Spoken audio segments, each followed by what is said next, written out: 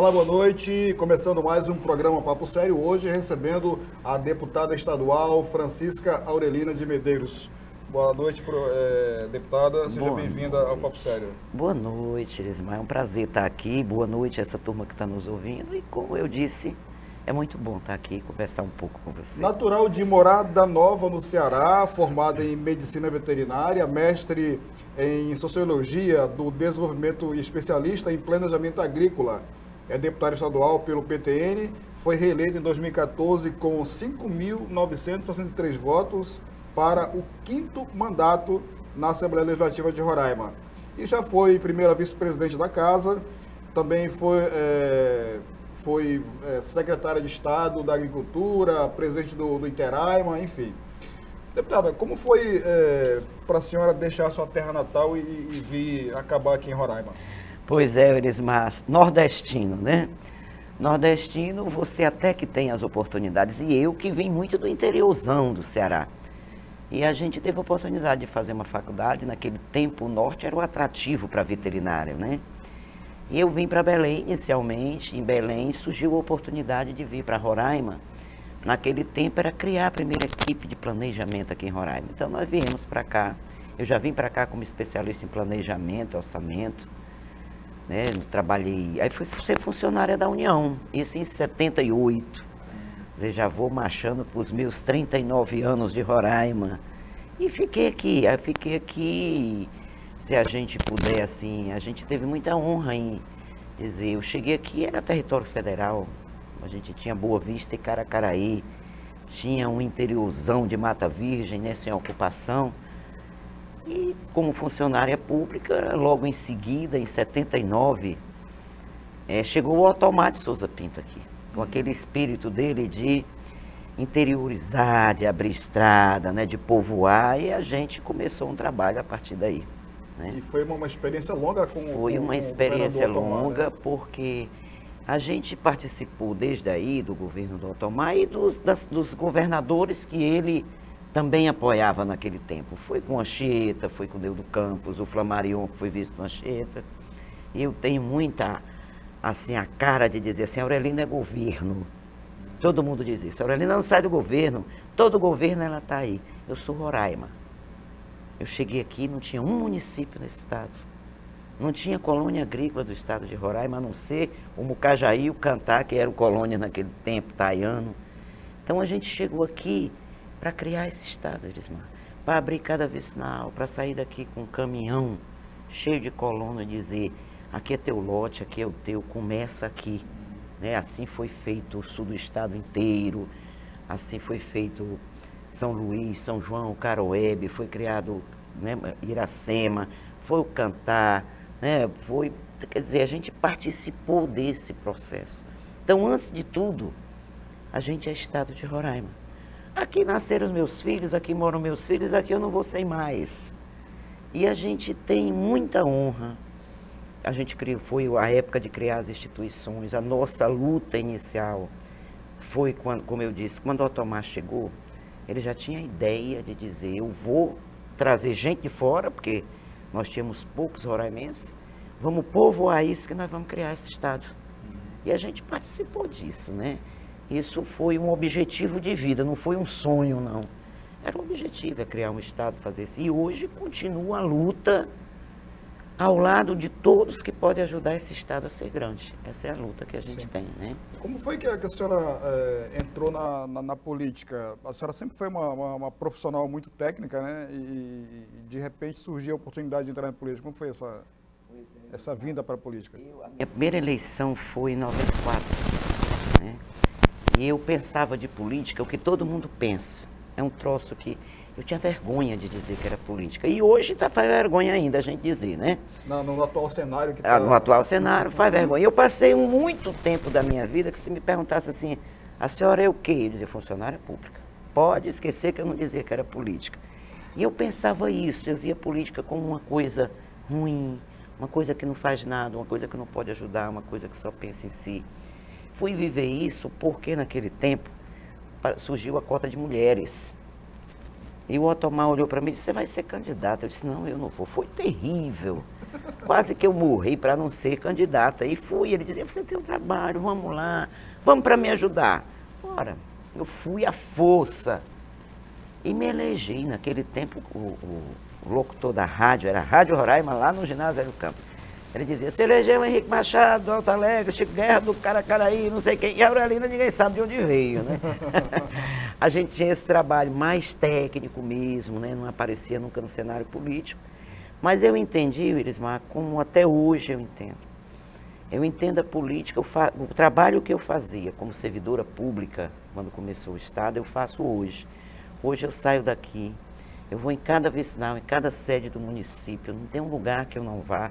Um você vai com mais frequência, outro com menos. Lá eu vou ver como está a escola. Por exemplo, daqui a pouco eu vou para a educação discutir enquadramento de professores, por causa dessa discussão que está aí, né, de pedagogos, de não pedagogos, a gente está lá.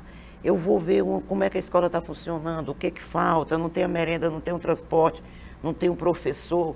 Aí eu vejo a ponte, vejo a vicinal que não tem, onde é que está o coluna que não tem produção, né, a saúde, o que falta. Quer dizer, eu continuo fazendo como política. Eu não sei se é o trabalho que eu fazia como técnica, mas eu acho que todo político tem que ter tudo do técnico. Ele tem que conhecer. Eu ontem dizia, numa discussão de orçamento, para o pessoal da saúde. Estava secretário, estava o CRM, e todo mundo muito angustiado com o orçamento pequeno que o Estado tem. E eu dizia, a primeira coisa que a gente tem que fazer, enquanto comunidade, enquanto sociedade, é esquecer um pouco as redes sociais que diz que a gente nada em dinheiro, botar o pé no chão e conhecer a realidade do Estado, que não tem uma indústria, que não gera um emprego na iniciativa privada, gera, estou dizendo, nenhum, porque a pecuária é poupadora de mão de obra, né, as outras atividades agrícolas mecanizadas também gera emprego, é o elo da nossa economia. Mas a gente tem um Estado que 80% do orçamento é FPE. E quando o FPE cai, os nossos 20% de arrecadação própria cai, porque a pessoa deixa de comprar, deixa de gerar ICMS. Verdade. Então a gente vive uma realidade que a gente recebe um orçamento para discutir, você não tem recurso para investimento. Você não tem. E você precisa crescer. Às vezes eu fui a Brasília semana passada, e eu sou muito, como eu disse, eu sou muito curiosa. Lá eu vi uma fila no hospital de base de 15 mil pessoas para fazer uma tomografia. Nossa Senhora. E aqui, se a gente não fizer na mesma semana, a gente quebra a porta do hospital. Então eu fico olhando, ontem eu vi, você apenas 6% da população do estado de Roraima tem plano de saúde. Mas a pessoa prefere ir para o Hospital Geral do que ir para a Unimed. Não. Porque é no hospital, é no governo e no SUS que você tem a condição melhor de atendimento. Então eu costumo dizer que a gente ainda está no céu. Bom, nós estamos conversando hoje com a deputada estadual Aurelina Medeiros. A gente vai para um breve intervalo e volta em seguida. Não sai daí, é um minuto só.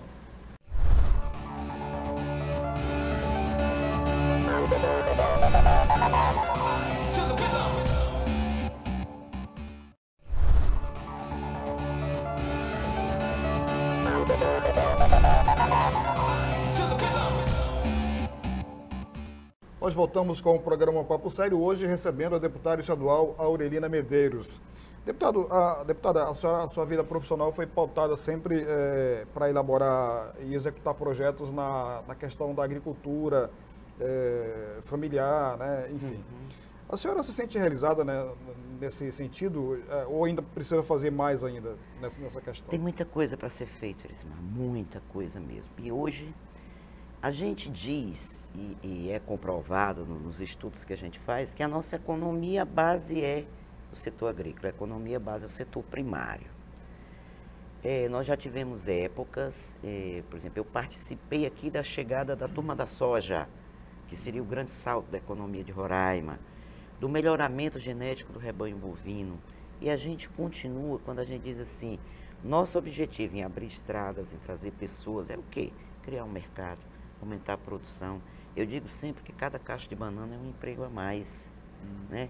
Esse emprego a mais, ou é um tostão a mais para o camarada comprar o caderno do filho, né? Pagar um aluguel de casa. Tem muito a ser feito. Eu acho que muito foi feito até agora para o Estado criar uma base. Nós temos um problema hoje seríssimo de energia, que vem se arrastando ao longo dos anos, né? A gente participou muito desse processo, ainda no governo do Otomar mesmo, no governo passado, quando o Neudo entrou. A nossa solução na época foi Guri. Hoje a gente está vivendo a questão do Tucuruí e é vital para Roraima a questão da energia. Mas eu não vejo isso, eu vejo, Irismar, a questão do crescimento do estado de Roraima é porque aqui ainda não chegou a invasão do grande capital. E vai chegar, porque nós vivemos num sistema capitalista, não tem como cercar. E a partir dessa questão das terras... Tu está entendendo? Na hora que não tem mais terra para plantar soja em Rondônia, o Amazonas eu digo, o Amazonas é o nosso grande mercado. Eu, da área de planejamento, aprendi isso. Para mim, Guiana é a porta de saída para exportação, melhor que Itacoatiara. Mas o nosso grande mercado consumidor é o estado do Amazonas. Ele produz muito pouco. E nós temos que nos tornar o grande produtor de matéria-prima. Então, muito tem que ser feito agora, criadas as estruturas, estrada, nós estamos... Pra você ter uma noção, está continuando o asfalto da 432 até Novo Paraíso. Ontem a gente estava discutindo asfaltar a saída do Baliza até Nova Colina, diminui 60 quilômetros do nosso transporte de banana, de exportação de produtos para o Amazonas. A 432 é a mesma coisa, mais de 50 quilômetros de redução. Isso no custo final do produto, da comercialização do produto, é muita coisa. Então, as bases de interiorização de energia, de estrada, eu acho que a gente, para o nosso estado de produção, o estágio que a gente se encontra de produção, nós estamos muito bem. Precisa agora se investir no dia a dia do produtor, no projeto agrícola. Nós temos uma massa imensa de agricultores familiares. Nós temos mais de 30 mil pessoas que vivem da agricultura. Essa pessoa, eu digo sempre, trazer um produtor rural para botar na frente do computador, ele não vai render como ele vai render lá no lote dele, produzindo com tecnologia avançada. Por que o filho de produtor não pode sair no seu carro, lá da sua produção de peixe, e vir para estudar, vir para assistir aula na faculdade aqui? Quer dizer, tem muito a ser feito para que a gente chegue a esse ponto. E o que eu estava dizendo antes, o que entristece é a gente ver que nós lidamos hoje com um orçamento muito pequeno, que não está possibilitando investir no Estado para que a gente possa ter esses avanços com mais rapidez. Ok, eu queria destacar também aqui alguns projetos seus que viraram lei ali na Assembleia, né? Por exemplo, na área da saúde, a Lei 915, que pune quem passa trotes, não é isso? Para a polícia, para o Corpo de Bombeiros. E a Lei 918, que institui a Semana de Conscientização e Combate à Automedicação. Eu queria que a senhora falasse um pouco dessas duas leis. Nós temos esses projetos. Eu digo, Irismar, que a Assembleia, eu sou meio cri-cri como político. Eu acho que a gente não pode ir na Assembleia criando projetos inconstitucionais para dizer que tem uma pauta de projetos. A Assembleia, 98% da sua autonomia não é criar projetos, é aprovar projetos. É analisar, é propor e aprovar. A proposta que vem da iniciativa popular ou que vem do executivo é indicar. A nossa grande atuação como parlamentar é eu ir no interior, ver que lá tem várias pontes quebradas, ver que não tem o posto médico, ver que a escola está caindo. E agora no orçamento eu digo, bom, agora eu vou alocar recursos, vou buscar em algum lugar, vou direcionar para onde está pior.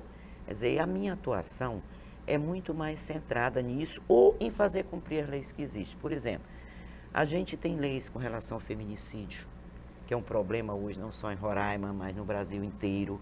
Ninguém cumpre a lei. Quer dizer, não é a violência. A Lei Maria da Penha, a gente tem leis. A venda de bebidas alcoólicas, a gente vê, Irismar, ali na Assembleia, o uso de droga ali na Praça do Centro Cívico. A céu aberto. E prostituição também, né? A prostituição. Então, nossos projetos é muito mais. Vamos fazer cumprir a Lei Maria da Penha. Vamos fazer cumprir a proibição.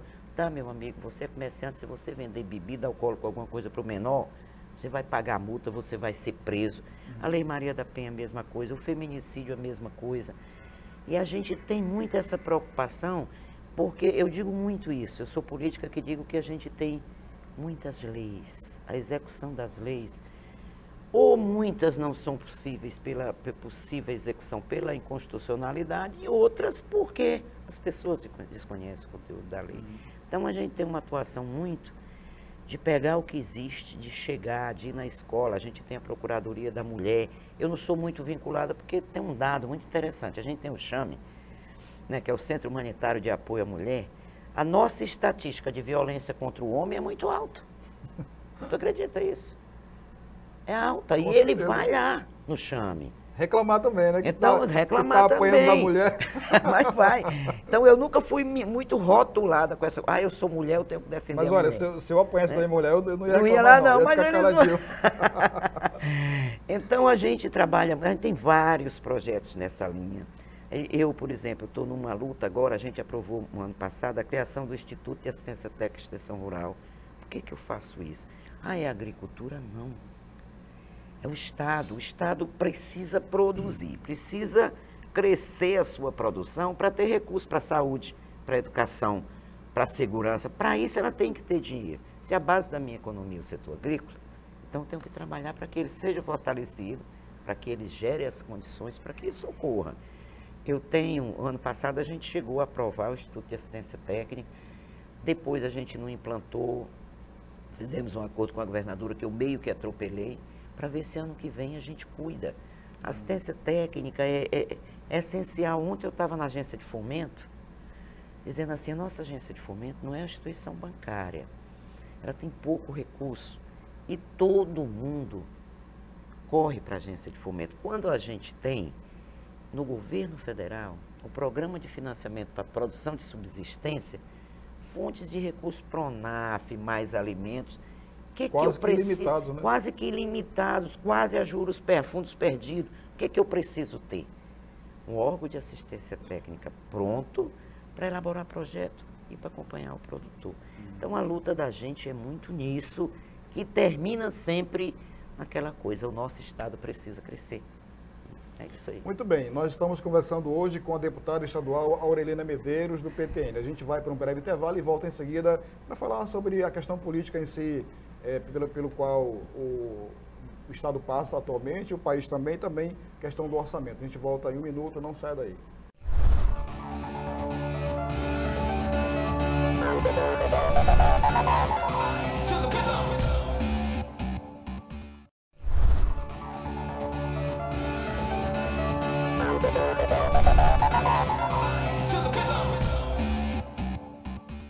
Estamos de volta com o programa Papo Sério, hoje recebendo a deputada estadual Aurelina Medeiros. Bom, falando ainda em leis, eu queria agradecer a senhora pela lei que a senhora criou, que institui o Dia do Radialista no âmbito do Estado, né? Uma lei. Então, pela parte que me toca, muito obrigado. Deputada, como é que a senhora avalia o momento político atual pelo qual o país vive e, claro, que também envolvendo o Estado de Roraima? Não podia ser diferente, né? Assim, com relação a Roraima, que eu digo. A gente está vivendo um momento de, eu digo assim, uma crise existencial, eu rotulo dessa forma, da política nesse país. Tudo que tem ocorrido no Brasil é creditado ou debitado, né? Nunca é creditado, sempre é debitado na conta do político. Mas quando a gente vai, eu digo sempre isso, quando a gente vai analisar as prisões, por exemplo, nesse país inteiro, a minoria é política.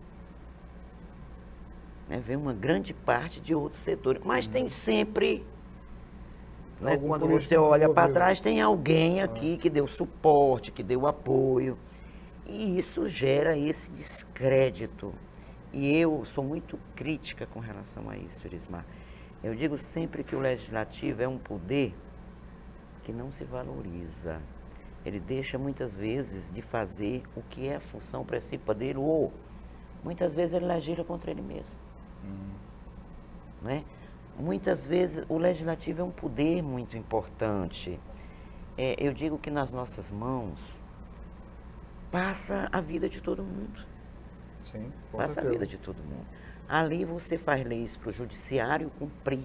Porque o judiciário fez, porque o legislativo aprovou a lei daquele jeito.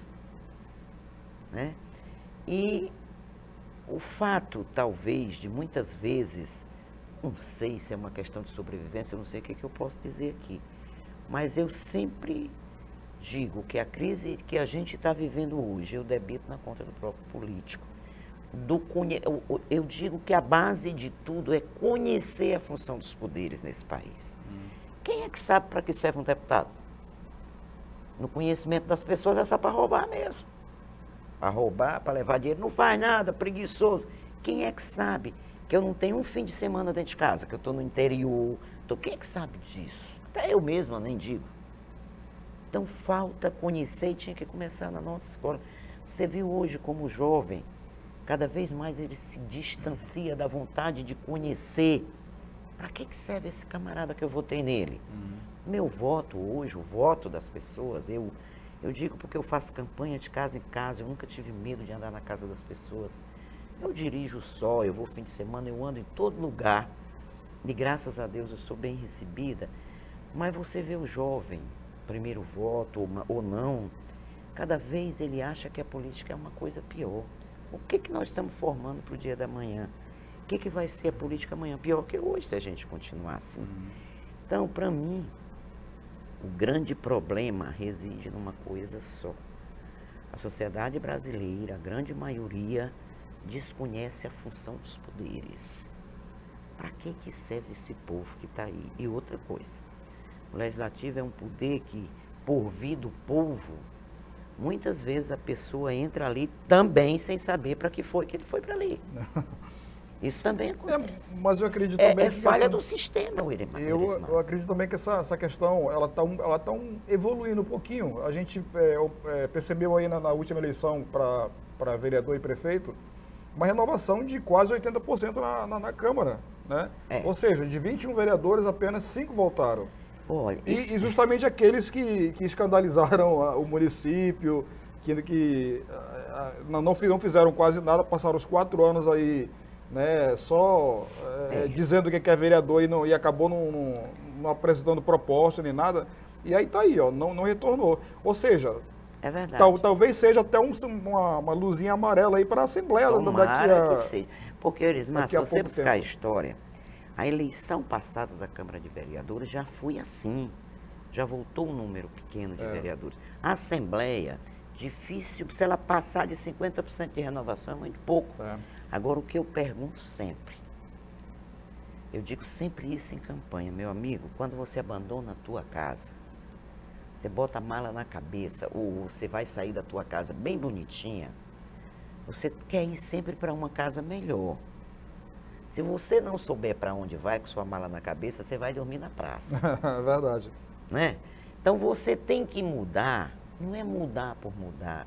A sociedade brasileira e roraimense, e eu digo quem faz campanha de porta em porta, que sou eu, ela muda. Hoje todo o chamamento popular, vamos mudar.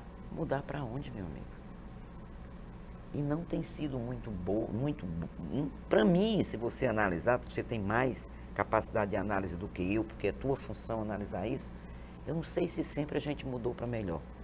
O exemplo está aí, a gente não sabe por que está mudando. Mudou de Dilma para Temer. Tu viu? Foi que eu tenho um filho mais velho, isso aí, né? ele era muito PT no início da vida dele. Meu filho já tem 40 anos e eu dizia, olha, Juliano, quando falava da mudança, a senhora agora virou isso.